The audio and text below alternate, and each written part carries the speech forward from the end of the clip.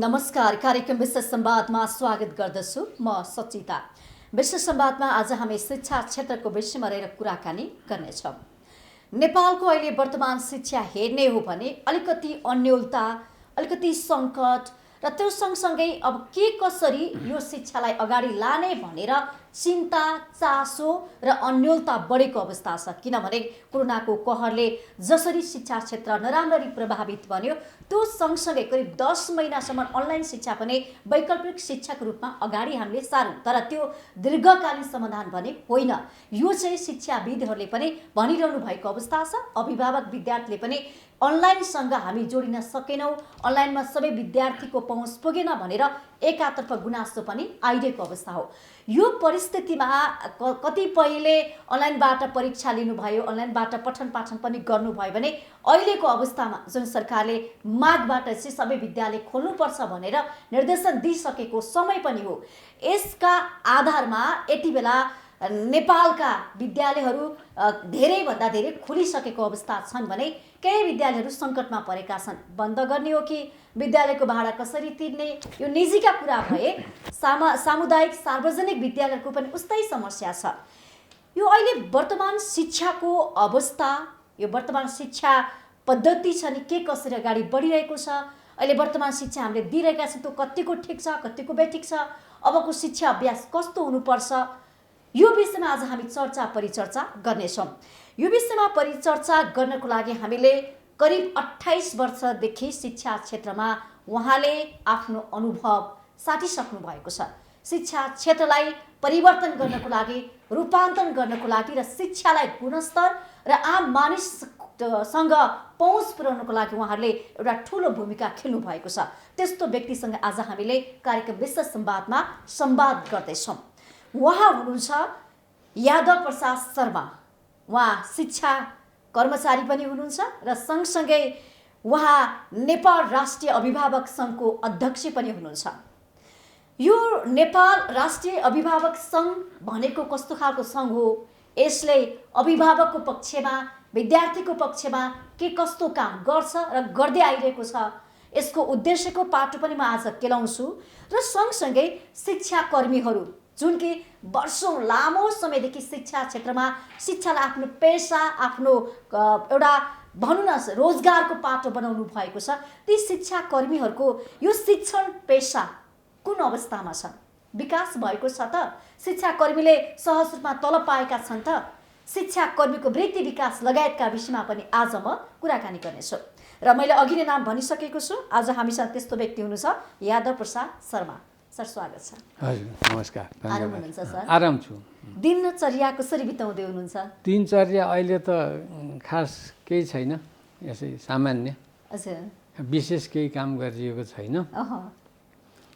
यस्तै कहिलेकाहीँ यस्तै कार्यक्रमहरूतिर जाने, शिक्षण गतिविधि के कस्ता भएका छन् भने अवलोकन गर्ने, शिक्षण गतिविधिहरू चासो राख्ने, त्यतापट्टि हामी र हाम्रो संस्थाका सदस्यहरू त्यसैमा पहिला जस्तो होइन, धेरै हिँड्न पनि सकिँदैन। हजुर, एउटा उमेरको कुरा हुनसक्छ, उमेरको कुरा र यही कोरोनाकै पनि स्वास्थ्यको कुरा हुनसक्छ। हजुर, कोरोनाकै कारणले पनि अलि आउजाउ भिडभाडमा त्यति निस्किनु भएको छैन। 28 वर्ष तपाईँले शिक्षण पेसामा बिताउनु, शिक्षाकर्मी भएर बिताउनु भयो। 28 वर्षलाई फर्केर हेर्नु न, अहिले त तपाईँले छोडिसकेको अवस्था छ। 28 वर्ष यो शिक्षा क्षेत्रमा कसरी बित्यो तपाईँको? तपाईँले कस्ता खालका राम्रा कामहरू के गर्नुभयो शिक्षा सुधारको पाटोमा? हेरौँ न। मैले खासमा म शिक्षा क्षेत्रमा 37 सालदेखि 67 सालसम्म लागेको, तर बिचमा एकचोटि 63 सालमा र एकचोटि 51 सालमा मेरो त्यो टुट्यो। हजुर, त्यसरी 30 वर्ष भए पनि 28 वर्ष चाहिँ म प्रत्यक्ष शिक्षणमा लागेँ। र शिक्षणमा लाग्दाखेरि के भयो त भने विद्यार्थीहरूको अब त्यति बेला पहिलाका विद्यार्थीहरूमा सामान्य जागिर खानी मात्रै कुरोले पढ्ने भन्ने हुन्थ्यो होइन। शिक्षा रोजगारी भनौँ न, शिक्षालाई चाहिँ मानिसले रोजगारीसँग जोडेर हेर्ने गर्थे। तर अहिले चाहिँ त्यो अब रोजगारीको दायरा पनि अब सीमित भयो, थोरै भयो। त्यसकारण अब रोजगारी पाए ठिक छ, नपाए अरू के गर्ने त भन्ने किसिमले त्यस्तो एङ्गलबाट विद्यार्थीहरूले चाहिँ हेर्न थालेको पहिले अवस्था पहिले छ। शिक्षालाई रोजगारसँग सिपसँग जोड्नुहुन्थ्यो। 12 पास गरेपछि +2 पास गरेपछि कोही उहाँहरू चाहिँ एउटा कुनै स्कुलमा कुनै भनौँ न बोर्डिङ स्कुलमा चाहिँ निजी विद्यालयमा एउटा शिक्षकको रूपमा काम गर्नुहुन्थ्यो, रोजगारी पाउनुहुन्थ्यो। तर पछिल्लो समय शिक्षा यसरी परिवर्तन हुँदै आयो कि मास्टर पास गरिसक्दा पनि बेरोजगार। हो, त्यो किन भयो भने त्यो शिक्षाको क्रममा चाहिँ उसले केही सिप सिकेन अथवा उसलाई केही सिप सिकाइएन। हाम्रो पाठ्यक्रमको डिजाइन नै यस्तो हो कि जब ऊ एसएलसी, अब अहिले भनौँ न एसई गर्छ, अब कतिपयलाई त त्यति बेलैदेखि रोजगारीको आवश्यकता हुन्छ। मान्छेले रोजगारीको लागि पढ्नुपर्छ भन्ने मानसिकता एउटा चेत थियो र उहाँहरूले 11 पढ्दा पढ्दै पढाउनु पनि हुन्थ्यो नि त, आवश्यकता पनि थियो। आवश्यकता थियो त्यो मान्छेमा। अब त्यसपछि अब के भयो भने अब 11-12 पास गरुन्जेलसम्म ऊ रोजगार हुन सकेन। अब ऊ स्नातक तह पढ्न थाल्छ। स्नातक तह सिद्ध्याउँदै गर्दा पनि ऊ फेरि त्यसपछि बेरोजगारै हुन्छ। अनि स्नातकोत्तर मास्टर डिग्री गर्न थाल्छ, त्यतिन्जेल पनि बेरोजगार हुन्छ।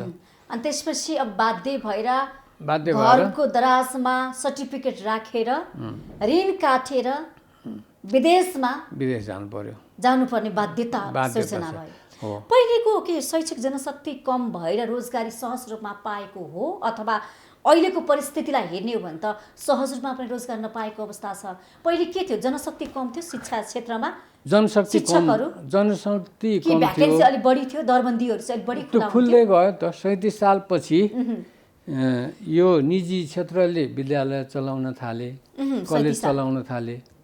2037 सालदेखि हजुर निजी क्षेत्रलाई अब शिक्षाको काम गर्न दिने भएपछि क्रमशः त्यतातिर नयाँ पनि खुल्दै गए, तह पनि वृद्धि हुँदै गयो। अनि त्यसै आवश्यकता पनि यो कम महसुस गर्दै गयो। अब निजीमा त अलिकति योग्यता क्षमता हेरेर चाहिँ अब राखिने भयो, त्यसमा सरकारी प्रक्रिया परेन। दरबन्दीको पनि अब सरकारी दरबन्दी परेन कि यो निजी संस्थागत विद्यालयको चाहिँ अब दरबन्दी बढ्दै गयो। शिक्षक छनौट गरिने राखिने त्यो सहज रूपमा भयो। त्यसले गर्दाखेरि रोजगारीमा अलिकति समस्या निम्त्या हो। त्यसो भए निजी क्षेत्रले जुन शैक्षिक क्षेत्रलाई जुन अङ्गालो है, निजी क्षेत्रलाई जुन हामीले यो शिक्षा पेसा जुन गर्न दिइसकेपछि शिक्षाको क्षेत्र त फराकिलो भयो, तर रोजगारी पनि फराकिलो भयो होला। जुन हामीले जसरी शिक्षण पेसालाई मर्यादित व्यवस्थित तरिकाले हामीले छनौट गर्थ्यौँ, पास गर्थ्यौँ, लाइसेन्स दिन्थ्यौँ, मात्र पढाउन पाइन्थ्यो, एउटा विधि थियो नि, तर त्यो त रहेन नि। छैन। शिक्षा पेसामा प्रवेश गर्नलाई लाइसेन्सको व्यवस्था थियो। लाइसेन्सको व्यवस्था थियो, अनिवार्य +2 पास गर्नै पर्नुपर्ने थियो। त्यो लाइसेन्स पाएको शिक्षकले यो निजी स्कुलमा गएर पढाउन सक्दैन थियो। के कारण चाहिँ के हो? के अध्यक्ष भएर? कारण चाहिँ के भयो भने माध्यमको कुरा। कुन माध्यमबाट? अब लाइसेन्स दिँदाखेरि त इङ्ग्लिस मिडियम हुँदैन, अङ्ग्रेजी माध्यम हुँदैन, नेपालीबाटै हुन्छ। नेपालीबाट हुन्छ। अब अङ्ग्रेजी माध्यममा पढाउनु पर्छ, नेपाली बाहेक सबै विषय अब यो निजी विद्यालयमा अङ्ग्रेजी माध्यममा पढाउनु पर्छ। अब ऊ लाइसेन्स होल्डर छ तर पढाउन सक्दैन। अनि अर्कोतिर चाहिँ निजी विद्यालयहरूलाई, संस्थागत विद्यालयहरूलाई लाइसेन्स टिचर लिऊ भन्छ सरकारले, हामीले लाइसेन्स दिएको छ अन्यत्रबाट नलिऊ भन्छ, उसले चाहिँ त्यसलाई नियुक्ति गर्न सक्दैन। अब अहिले आएर त त्यो लाइसेन्सको पनि मतलब देखिएन, महत्त्व छैन अहिले त। छैन। कसरी शिक्षक छनौट गर्ने भन्ने कुरै नै अनिलमा परेको अवस्था छ नि।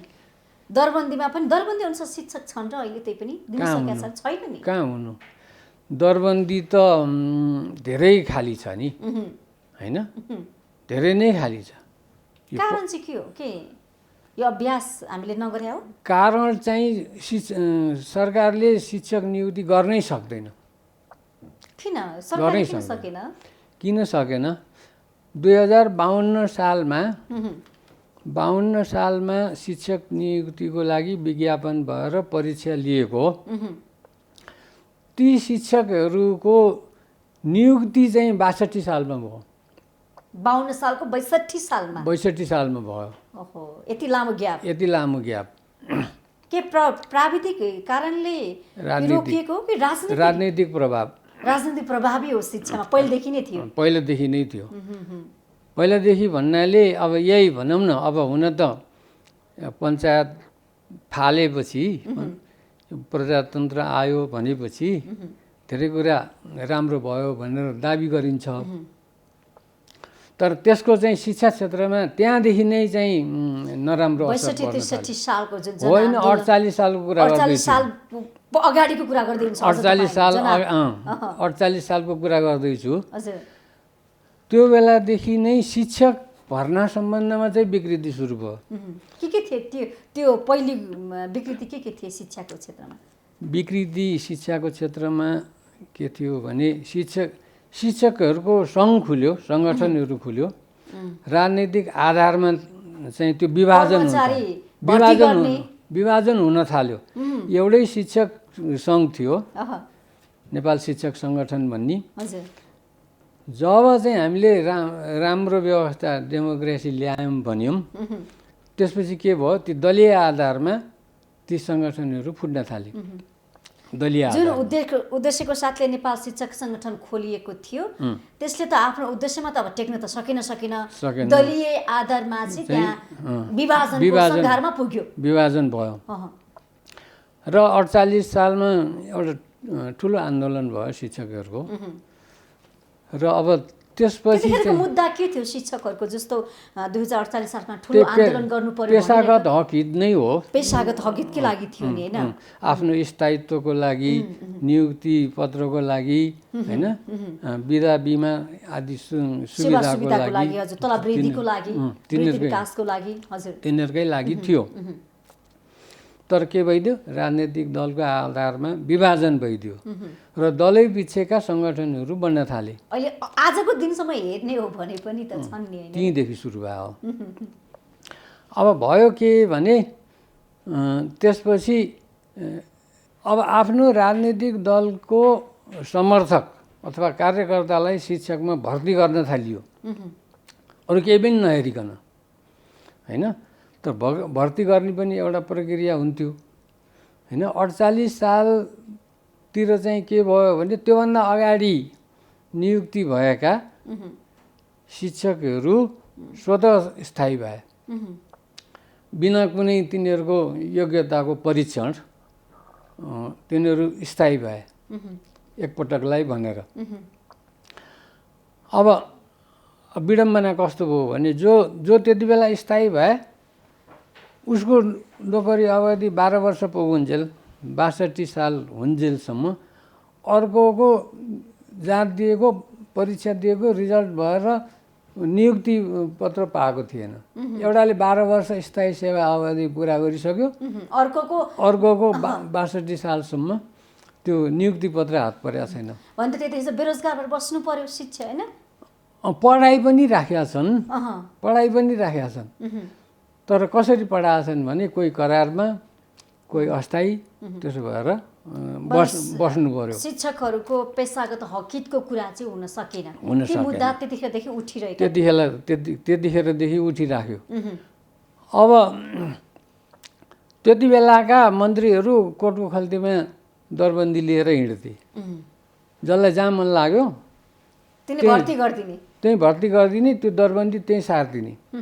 व्यक्तिको इच्छा अनुसार एउटा नीति नियम कानुन भन्दा पनि केही पनि छैन, सिस्टममा नचलेको भनौँ न, शैक्षिक प्रणाली भन्दा। त्यसपछि शिक्षकहरू कस्ता 17 किसिमका शिक्षकहरू नियुक्ति भए। 17 किसिम यसलाई कसरी चाहिँ ब्रिफिङ गर्नुहुन्छ? अब यो सबै त अहिले पनि मैले बिर्सिसकेँ। अलिकति प्रचलित भएको अब जस्तो राहत शिक्षक रे, राहत कोटाका शिक्षक, राहत कोटाका शिक्षक भने चाहिँ अब कुनै स्कुललाई अहिले खाँचो भयो तत्कालको लागि उसलाई राहत स्वरूप पठाएको शिक्षक, अस्थायी शिक्षक, करारका शिक्षक, होइन, विविध खालका शिक्षकहरू।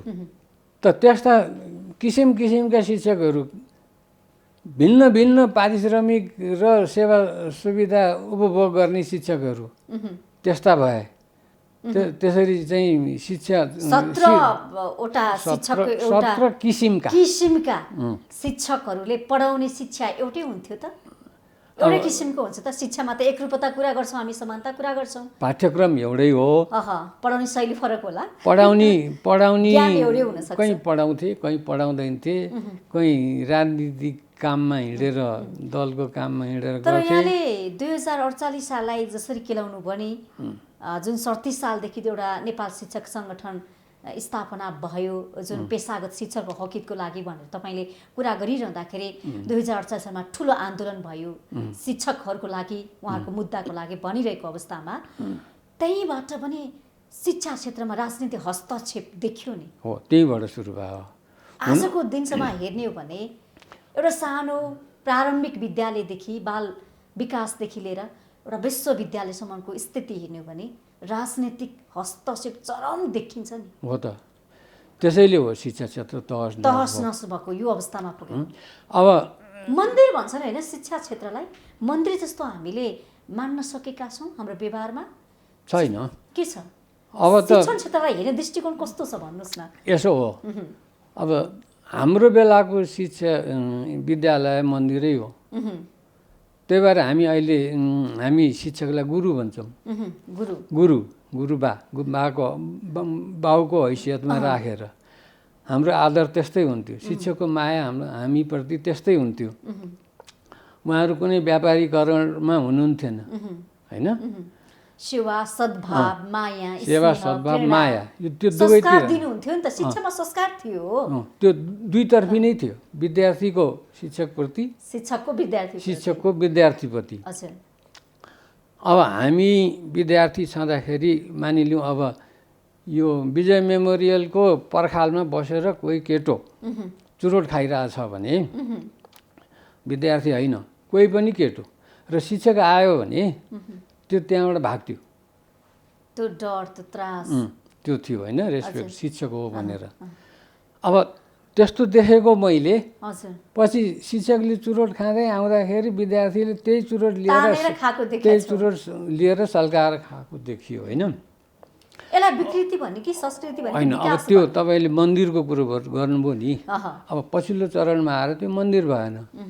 त्यो कुनै एक रूपले हेर्ने हो भने त्यो राजनीतिक दलको कार्यालय जस्तो, एक रूपले हेर्ने हो भने त्यो कुनै व्यापारिक केन्द्रको त्यो किनबेच गर्ने ठाउँ जस्तो भयो, होइन। निजी, जबकि निजीले जुन एउटा मान्यता पायो नि, शिक्षण संस्था जुन हामीले गर्नुस् भने छोड्यौँ नि, निजीलाई जुन आधिकारिकता दिइसकेपछि चाहिँ अलिकति व्यावसायिकमूलक शिक्षा प्रति उन्मुख भएको देखियो। तर त्यो जति जति पछि हुँदै आयो त्यो त्यति चाहिँ व्यापारीकरण हुँदै गयो। शिक्षालाई चाहिँ व्यवसाय कमाउने एउटा थलोको रूपमा, उद्योग धन्दाको रूपमा लिन थाल्यो। मेन पावर भन्छ नि, हामीले यति विद्यार्थी आए यति पैसा चाहिँ हामीले फाइदा लिन सक्छौँ भन्ने खालको एउटा हिसाब किताबमा चल्न थाल्यो भनौँ न। अब त्यसमा अब त्यो शिक्षाको व्यवसाय गर्नेले कमाउनै नहुने भन्ने त होइन, उसको पनि समय लगानी भएको छ, पेसागत पनि हुन सक्छ। उसले अर्को पेसा छोडेर त्यहाँ लागेको छ, उसको केही पुँजी त्यसमा लागेको छ, त्यो पुँजी अन्यत्र लगाएको भए अन्यत्रबाट पनि त उसले कमाउँथ्यो। कमाउनै नहुने चाहिँ होइन, तर कति कमाउने, कसरी कमाउनु पर्ने हो, होइन।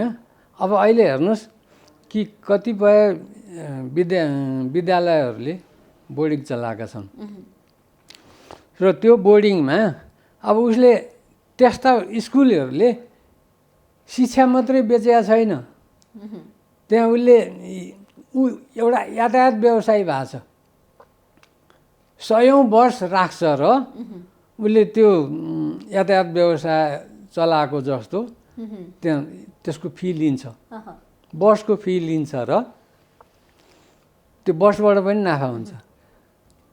यिनीहरू चाहिँ भात बेच्ने संस्था भने पनि हुन्छ। शिक्षा सेवामूलक भन्दा पनि नाफामूलक तरिकाले विकास हुँदै गयो।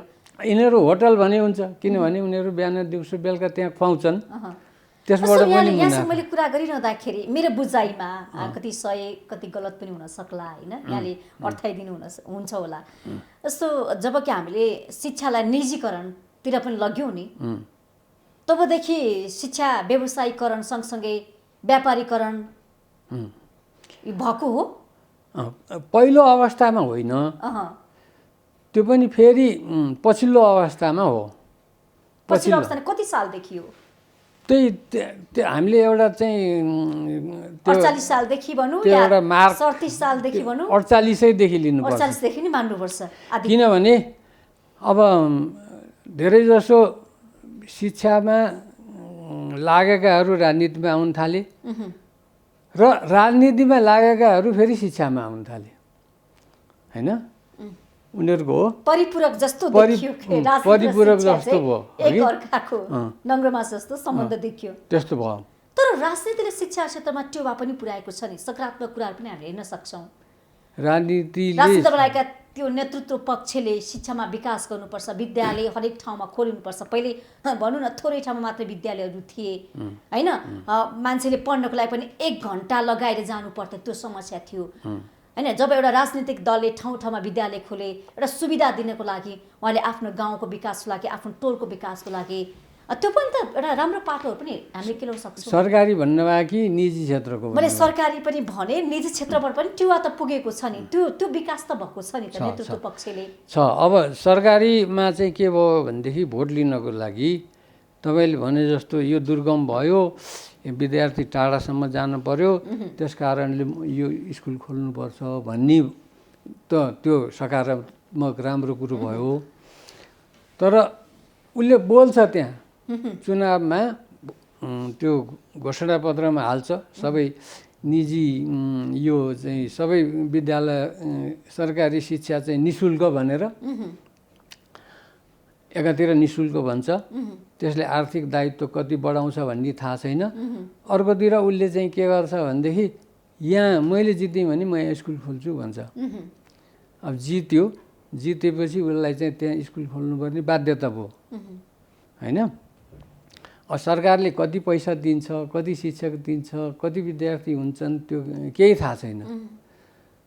त्यस्तैमा स्कुल खुल्छ र दरबन्दी बिना योजना बिना चाहिँ त्यो केही पनि छैन, आधारै छैन।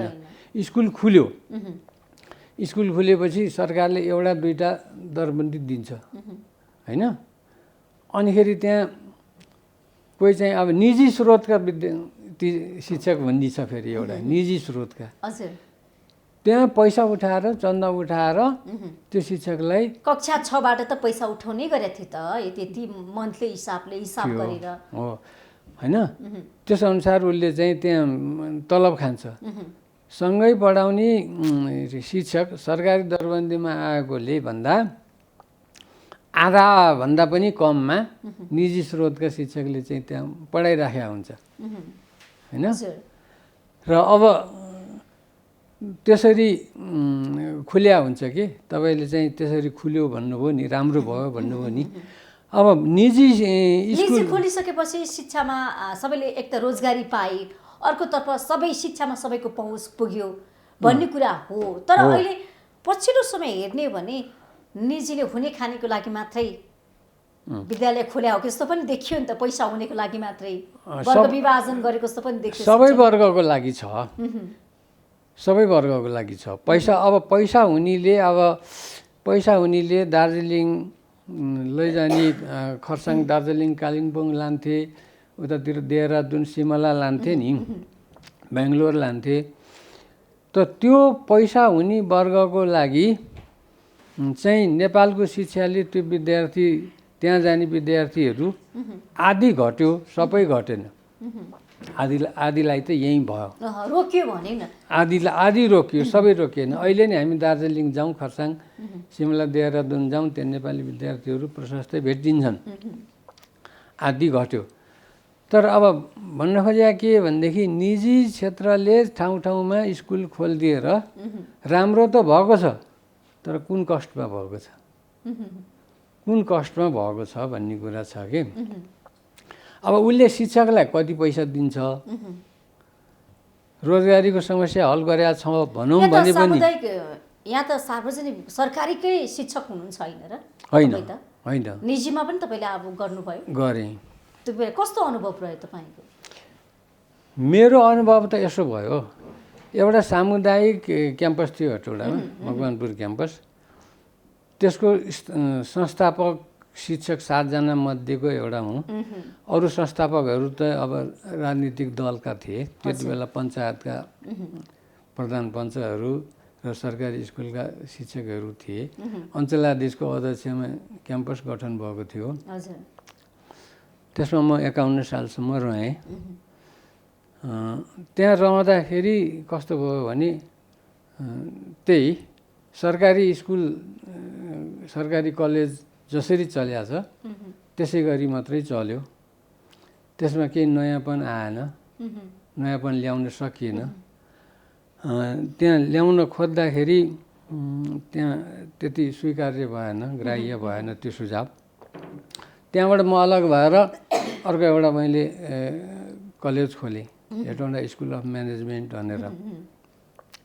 त्यसमा आफ्नो किसिमले गर्न पाइयो, आफ्ना किसिमका साथीहरू जम्मा पारेर त्यो चाहिँ सञ्चालन गरियो होइन। त्यो 52 सालदेखि सुरु भयो। त्यसमा म 64 सालसम्म बसेँ। तर यसरी शिक्षा खोल्ने बन्द गर्ने, शिक्षामा के गर्नुपर्छ नयाँ कुरा, जस्तो नयाँ आयामको कुरा गर्नु पनि त सामुदायिक सार्वजनिक सरकारी क्याम्पस भन्ने विद्यालयमा नयाँ कुराहरू आएन, विद्यार्थीको रोजाइअनुसार पाठ्यक्रमहरू परिवर्तन भएन भन्ने कुरा गरिरहँदाखेरि शिक्षा परिवर्तनमा थुप्रै कुराहरू भए, नेतृत्व परिवर्तन भयो, व्यवस्था परिवर्तन भयो, पाठ्यक्रमको संरचना परिवर्तन भयो। तर वास्तवमा सही शिक्षा, जीवन उपयोगी शिक्षा, सिपसँग जोडेको शिक्षा, रोजगारसँग जोडेको शिक्षा, उत्पादनसँग जोडेको शिक्षा चाहिँ आज 2072 सालसम्म आइपुग्दा सम्म हेर्ने हो भने छ त? शिक्षालाई जोड्न सकेका छौँ त हामीले? छैन होइन, केही स्कुलहरूले जोडेका छन्, केही आफ्नै पर्याप्त त छैन नि त, आफ्नै प्रयत्नमा होइन। जस्तो अब नयाँ शिक्षा लागू भयो, नयाँ शिक्षा लागू हुँदाखेरि एउटा विद्यालयले एउटा रोजगारमूलक विषय पढाउनु पर्थ्यो होइन, भोकेसनल एजुकेसन भनेर। हामी त्यति बेला विद्यार्थी नै थियौँ। र यिनै नेताहरू हुन् जो अहिले नेता छन्। उनीहरूले हामीलाई के भनेर उकासे भने ठुलाबडाका धनीमानीका चाहिँ छोराछोरीहरू चाहिँ सेक्सपियर र सेली पढ्ने, उनीहरू प्रशासनमा हात हाल्ने, राजनीतिमा हात हाल्ने, हाम्रा गरिब विद्यार्थीहरूलाई चाहिँ सिकर्मी र डकर्मी बनाउने भनेर आन्दोलन गर्न लगायो हेर्नुहोस्। तर अहिले सिकर्मी र डकर्मीको धेरै सिपको मूल्य कति? अनि हामीलाई पनि हो जस्तो लाग्यो होइन। हामी आन्दोलनमा गयौँ, लाठी पनि खायौँ। अब अहिले आएर यिनै के भन्छन् भने शिक्षा रोजगारीमूलक भएन भन्छन् होइन। त्यतिखेर शिक्षालाई यिनीहरूले सिप सिकाउनु पर्छ, सिकर्मी सिकर्मी बनाउनु पर्छ भन्ने त सोचेनन् नि त। डकर्मी सिकर्मी होइन, त्यो डकर्मी सिकर्मीमा सीमित हुँदैन थियो। त्यसले उच्च शिक्षा नै हासिल गर्थ्यो होइन। सानो टिमीमा यो भोकेसनलकै चाहिँ उच्च शिक्षा गर्ने क्याम्पस थियो। त्यो क्याम्पस अहिले पनि छ, त्यहाँ शिक्षाशास्त्रको पढाइ हुन्छ होइन। अब त्यो हामीलाई चाहिँ त्यसो भनियो र त्यो चाहिँ खतम पाइयो होइन। जस्तो नेतृत्व पक्षबाट पनि वास्तवमा शिक्षामा यो गर्नुपर्छ भनेर फ्याट कुरा आउन सकेन के, सकेन। त्यसले गर्दा त्यो अभ्यास सुरु हुन सकेन। त्यो अभ्यास सुरु भएन। जस्तो अब तपाईँले मदन राईजीको स्कुल सुन्नु भएको छ? हजुर, नाम सुनेको छु होइन। त्यहाँ पढाइ कम, यो व्यावसायिक ज्ञान, कृषिका ज्ञानहरू बढी सिकाइन्छ, पढाइ कम।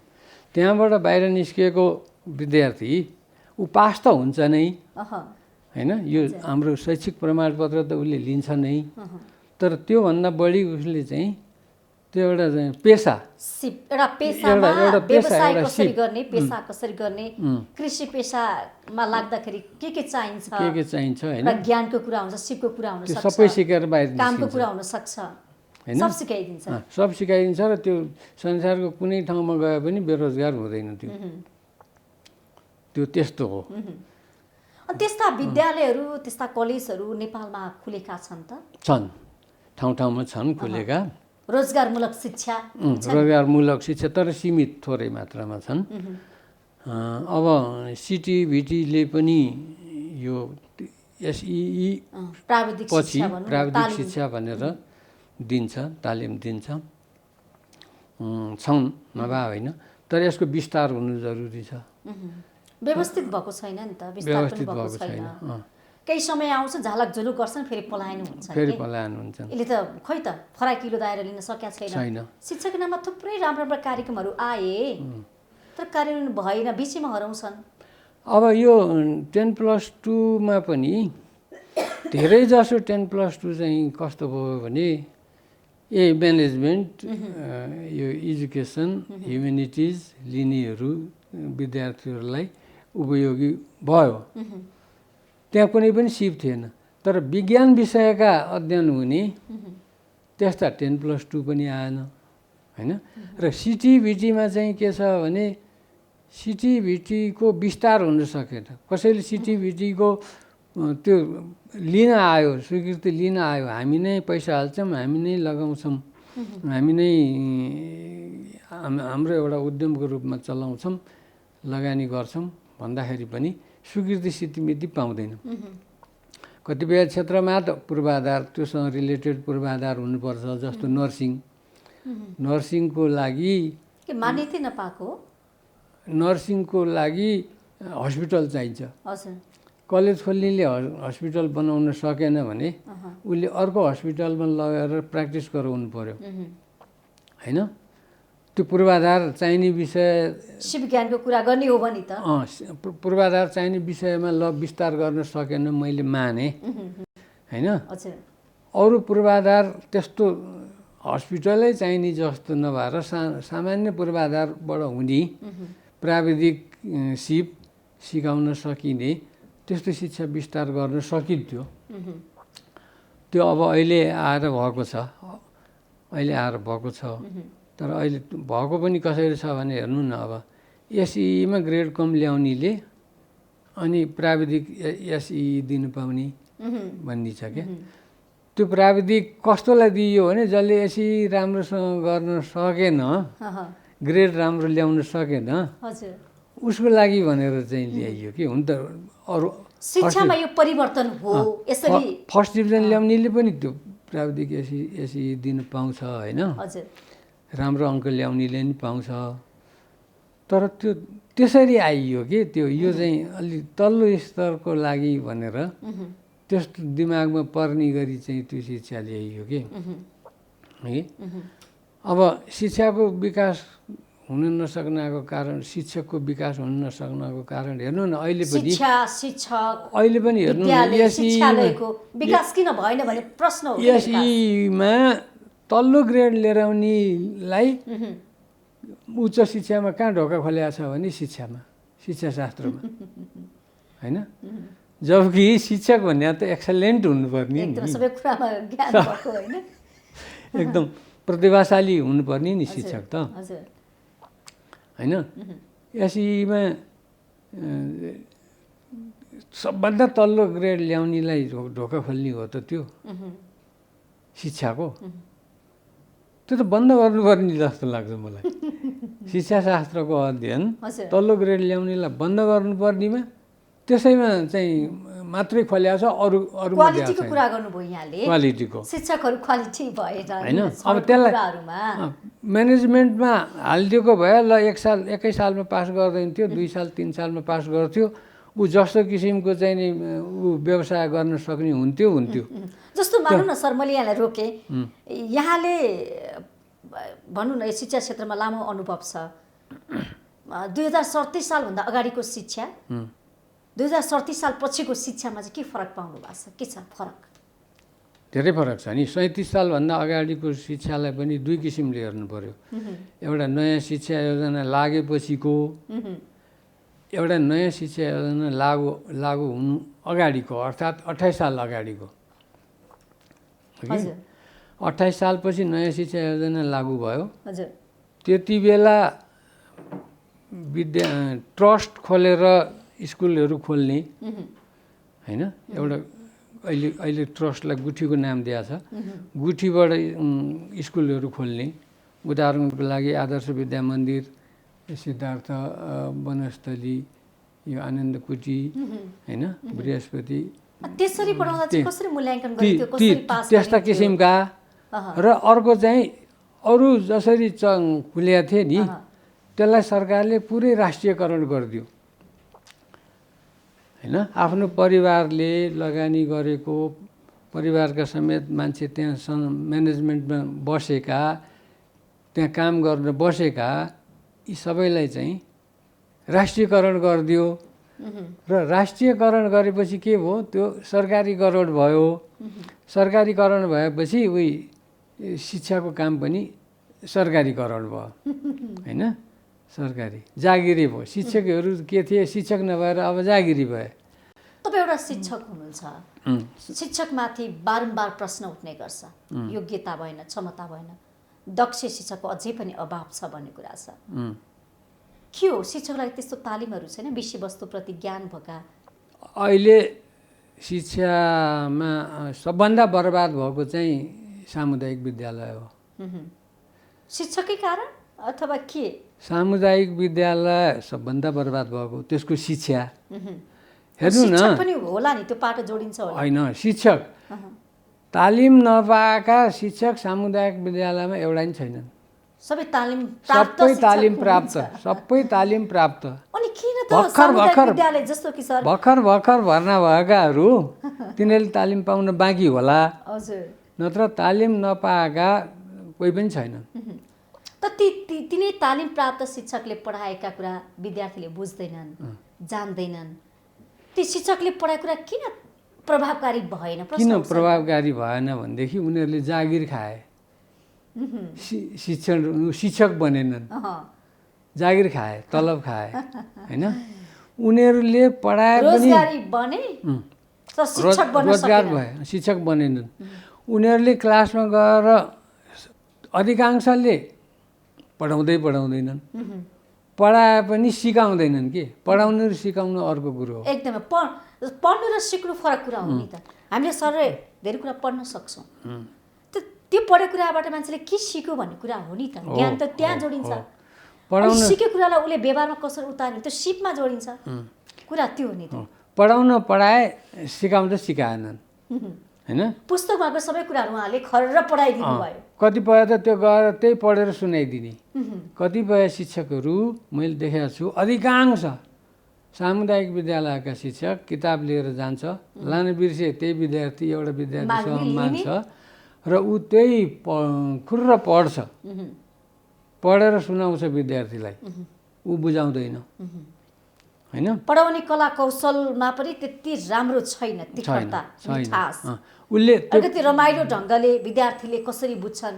विद्यार्थी त त्यहाँ धेरै वर्गका हुन्छ नि त होइन। हामीले विद्यार्थीको मनस्थिति हेरेर सबैले बुझ्ने खालको सरल तरिकाले पढाउनु पर्छ नि त, सामान्य भाषामा।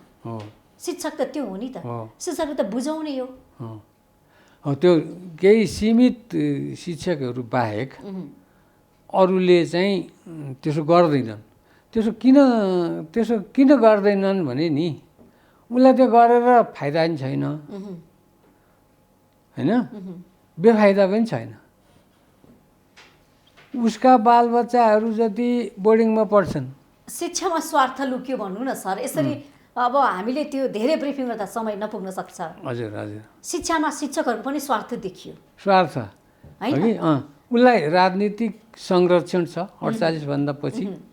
उसलाई कसैले निकाल्न नि सक्दैन, उसको तलब पनि घट्दैन, उसको ग्रेड वृद्धि पनि रोकिँदैन होइन। र उसले राम्रो गर्यो भनेदेखि उसको तलब पनि वृद्धि हुँदैन होइन। तपाईँले अहिले टोटली यो शिक्षा कर्मी पेसा छाडेर एउटा नेपाल राष्ट्रिय अभिभावक सङ्घको अध्यक्षको हैसियतमा हुनुहुन्छ होइन, के गर्दै हुनुहुन्छ? म त अब 67 सालसम्म म अध्यापनमा लागेँ। हजुर। त्यसपछि अब मेरो चाहिँ रिटायरिङ एज भयो भनौँ न। अब मेरो खट्ने उमेर गयो होइन। अब तपाईँले त सुझाव दिने सल्लाह दिने त्यसपछि म शिक्षाबाट बाहिर आएपछि के भयो भने मलाई के लाग्यो भने अब मैले अभिभावक सङ्घमा बसेर काम गर्नुपर्छ भन्ने लाग्यो। र कारण के देखियो भनेदेखि शिक्षकहरूका सङ्गठन छन्, बलिया बलिया सङ्गठन छन्, उनीहरू आफ्नो हक हितको लागि जति पनि लड्न सक्ने त्यस्तो शक्तिशाली सङ्गठन छ। अब विद्यालय सञ्चालकहरूको, निजी क्षेत्रको विद्यालय सञ्चालकहरूको पनि दुईवटा सङ्गठन छ। एकदमै हिसान छ र प्याप्सन छ। हिसान त अझ 11-12 हो, तिनटै भनौँ त्यो समेत, तिनवटा संस्था छ। उनीहरू पनि बलिया छन्, सङ्गठित छन्, होइन, स्रोत जुटाउन सक्छन्। तर अभिभावक बाउ-आमा समेत सबै गरेर अहिले अभिभावक जसका विद्यार्थी अहिले स्कुलमा 12 सम्ममा पढ्छन्, 1.5 करोड छन् अभिभावक। बाउ पनि आमा पनि 1.5 करोड हुन्छ सङ्ख्याको हिसाबमा। 1.5 करोड छन्, तर असङ्गठित छन्, छरिएर बसेका छन्, होइन। यी सङ्घ संस्थामा आबद्ध छन् कि छैनन् 1.5 करोड अभिभावक? अब हाम्रो संस्था 77 जिल्लामा, 73 जिल्लामा हाम्रो सङ्गठन छ। विस्तार भइसकेको छ। विस्तार भइसकेको छ। के गर्छ यो संस्थाले खास अभिभावकको पक्षमा? अब सुन्नु न, त्यो सबैमा हाम्रो चाहिँ कति छ भने सदस्य सङ्ख्या 7,000 भन्दा अलिकति माथि छ, होइन, 1.5 करोडमा। हजुर। अब प्रतिनिधिको रूपमा हाम्रो 73 जिल्लामा हाम्रा प्रतिनिधिहरू छन्। अब त्यो 1.5 करोडको तर्फबाट हामीले बोलिदिनु पर्ने। शिक्षामा बढी व्यापारीकरण भयो भने हामीले चाहिँ त्यहाँ गएर बोल्ने हो। र संस्थागत विद्यालयमा त्यो हो भने, सामुदायिक विद्यालयमा बढी राजनीतिकरण भयो भने हामीले त्यहाँ गएर बोल्ने हो। हाम्रो त्यो कारणले गर्दाखेरि अभिभावकको पक्षमा चाहिँ के मुद्दाहरू तपाईँले उठाउँदै आउनु भएको छ? अभिभावक पक्षमा एउटा त हामी अभिभावक सचेतनाको कार्यक्रम गर्छौँ, विद्यालय नठगुन् भनेर। अभिभावक सचेतनाको, होइन। अब हामी शिक्षा ऐन नियमावलीमा के कुराहरू चाहिँ अभिभावकले गर्न सक्ने भन्ने छ। पहिलाकोमा त्यो थियो, अब नयाँको त अब लथालिङ्ग भताभुङ्ग छ।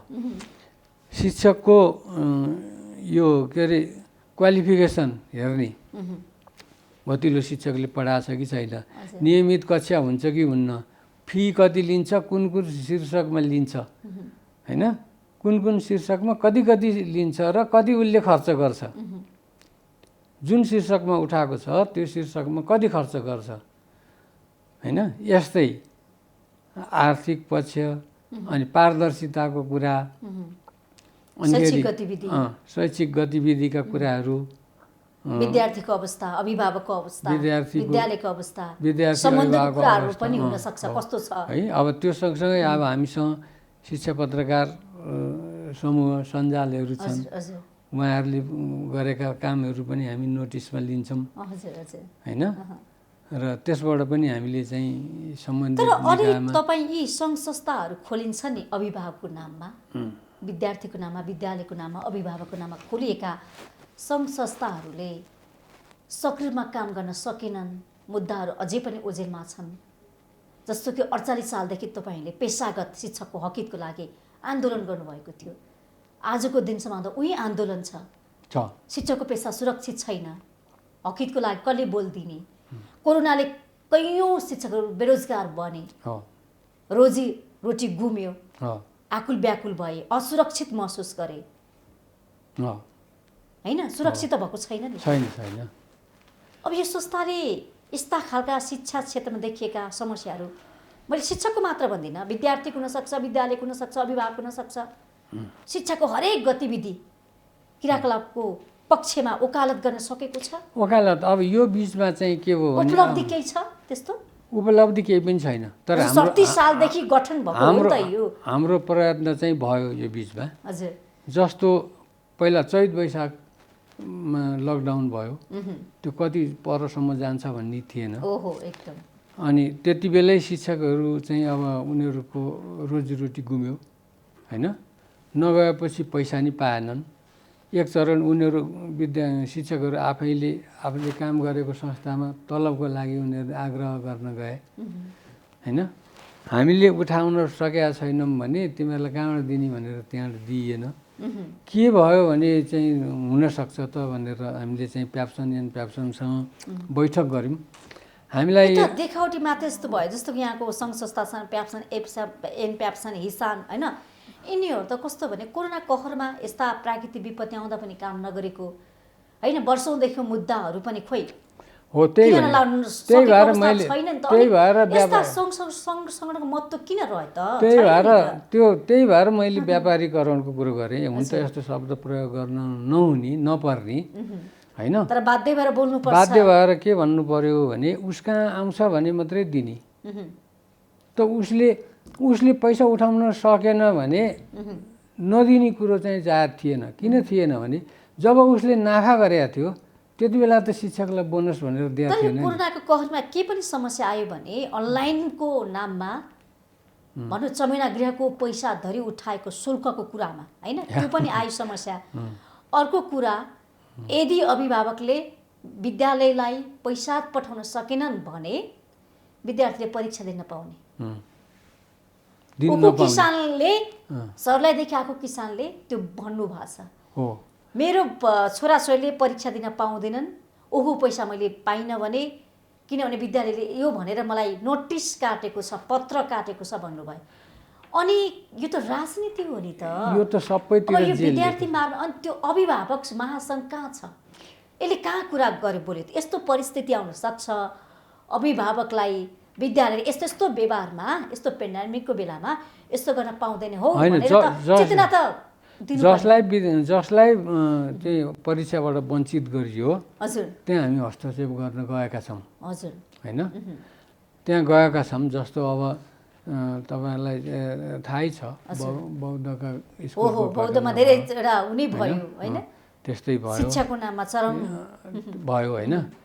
तर मैले के भन्दै थिएँ भने प्याप्सनहरूले हामीसँग कुरा गर्दाखेरि हामीलाई उद्योग सरह मान्यता दिएर ऋण, जस्तो उद्योगलाई 2% 3% ऋण दिलाउने कुरा भयो नि।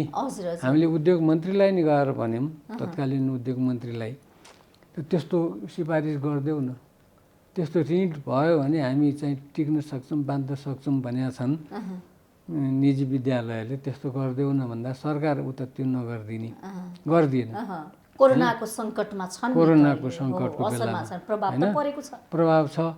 अब पैसा अभिभावकबाट आएको छैन होइन। अब स्कुल कलेजको भाडा तिर्नुपर्छ, समस्या छ। त्यो अब उद्योगलाई पढाउनु पनि पर्छ। त्यसलाई पनि एउटा उद्योग मानेर उद्योगलाई चाहिँ राहत दिए जस्तो तिनीहरूलाई राहत दिए हुने नि, त्यो दिइएन होइन। अब त्यसपछि अब उनीहरू त व्यापारिक संस्थाको उद्योग वाणिज्य सङ्घ र प्याप्सनमा म केही पनि फरक देख्दिनँ। शिक्षामा राजनीतिकरण भयो, व्यापारीकरण भयो, ठिक छ। यहाँको अनुभवले यहाँले लामो समयसम्म शिक्षा क्षेत्रमा बिताउनु भएको छ, व्यावहारिक रूपमा हेर्दा त्यही हो भने तपाईँले भनिरहनु भएको छ। अब यो अहिले राजनीतिक जुन उथल पुथल देखिया छ नि, अस्थिरता आएको छ नि, राजनीतिक असफल भयो भनेर त्यसको प्रभाव संविधानमा पनि धक्का पुग्यो, प्रतिनिधि सभा विघटन भइसक्यो, झन् यसको शिक्षा क्षेत्रमा असर पर्यो भन्ने कुराहरू त आएको छ। यो परिस्थितिमा पनि अब शिक्षा क्षेत्र कता जाँदैछ, कसरी सम्हाल्ने, कसले सम्हाल्ने, अब कस्तो अभ्यास गर्नुपर्छ भनेर अहिलेसम्म केही कुरा पनि अगाडि आएको छैन। राइट डिसिजन कसरी पनि गर्न सकेको अवस्था छैन। शिक्षा क्षेत्र त अब जहिलेबाट सङ्घीयता लागू भयो त्यसपछि शिक्षा मन्त्रालय र शिक्षा विभाग त्यसको काम केही पनि भएन। किनभने शिक्षाको सबै काम चाहिँ स्थानीय तहमा गयो, अलिक बढी अधिकार पनि स्थानीय तहलाई दियो होइन। अब शिक्षा मन्त्रालयले केही कुरा गराउन चाह्यो भने स्थानीय मन्त्रालयलाई, स्थानीय विकास मन्त्रालयलाई सिफारिस गर्नुपर्ने निकायको रूपमा भयो होइन, त्यस्तो भयो। जिल्ला शिक्षा कार्यालय जुन क्रियाशील हुनु पर्थ्यो, क्रिएटिभ हुनु अधिकार पर्थ्यो, थियो, आफैसँग अधिकार थियो नि। जिल्ला शिक्षा कार्यालयहरू एउटा समन्वय एकाइमा परिणत भए होइन। यो संरचनाले पनि शिक्षा क्षेत्रमा प्रभाव पारे जस्तो देखियो। पार्यो नि। सङ्घीयताको अभ्यासमा थियो नि त, हामी त सिक्दै थियौँ, त्यसले गर्दाखेरि हुन त अब संहिताको विरोध गर्यो भन्लान् होइन, होइन, तर पनि एउटा तर के भयो भने जो वडा अध्यक्ष जो मेयर चुनिएर आयो नि उसको लागि विकास भनेको देखाउन सकिने, बाटो खन्ने, केही निर्माण गर्ने त्यस्तो भयो। शिक्षा भएन, शिक्षा पहिलो प्राथमिकता पनि परेन। शिक्षा किन भएन भने त्यो देखिली भएन। विद्यार्थी अब सबै विद्यार्थीको पोहोर साल 50% अङ्क हुन्थ्यो, अब सबै विद्यार्थीको 60% भयो भने त्यो उसले बाटो जसरी चाहिँ सबैलाई देखाउन सक्छ नि त्यसरी त त्यो देखाउन सक्ने भएन। ठिक छ सर, चाहेर पनि कतिपय शिक्षामा हुन सकिरहेको अवस्था छैन। 3 तहको सरकार भएपछि झन् शिक्षामा केही परिवर्तन होला होइन, शिक्षामा विकास होला, प्रगति होला भन्ने अपेक्षा गरेका थियौँ, तर पनि अपेक्षा मात्रै सीमित रहेको छ। अब ठ्याक्कै अन्तिम प्रश्न मेरो, कुन बाटोमा हामी हिँड्यौँ भने चाहिँ शिक्षाको विकास र प्रगति हुनसक्छ? छोटो शब्दमा भनिदिनुहोस् न। अब शिक्षामा पहिला त सरकारी लगानी बढाउनु पर्यो, शिक्षामा बजेट बढाउनु पर्यो। हजुर हो कि शिक्षकलाई यी यस्ता किसिमका यी अस्थायी करार राहत यी चाहिँ निजी स्रोत यी सबै शिक्षकहरूको चाहिँ त्यो एउटै गर्नु पर्यो र सबैलाई एउटै पारिश्रमिक एउटै सुविधा दिनु पर्यो। अनि त्यसपछि भौतिक संरचनाहरू नभएका ठाउँ अझै कति छन्, ती भौतिक संरचनाहरू पुरा गर्नु पर्यो। स्थानीय तह आफै अब जिम्मेवार बनाउनु पर्यो भन्दा कसले बनाउनु पर्ने भन्ने होला, आफै जिम्मेवार बन्नु पर्यो होइन। अब स्थानीय तहलाई आएर तपाईँले यो गरिदिनु पर्यो भनेर भन्ने माथिबाट नि कोही देखिनँ मैले, तलबाट नि देखिनँ, किनभने अभिभावकहरू त दयनीय अवस्थामा छन् होइन, बोल्न सक्ने अवस्थामा छैनन् है।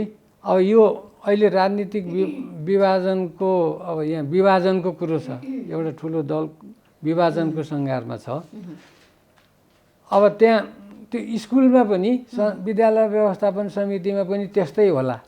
शिक्षक बाछिटा हामीले त्यो गाउँघरसम्म पुगेको देखेका छौँ। शिक्षकहरूमा पनि दुई पक्षका शिक्षकहरू होला, दुवै पक्षका होइन, त्यसले असर नगरोस्। राजनीति आफ्नो पेसा शिक्षक बन्नु, शिक्षक बन्नु, शिक्षक पेसालाई मर्यादित सम्मानित बनाऊ।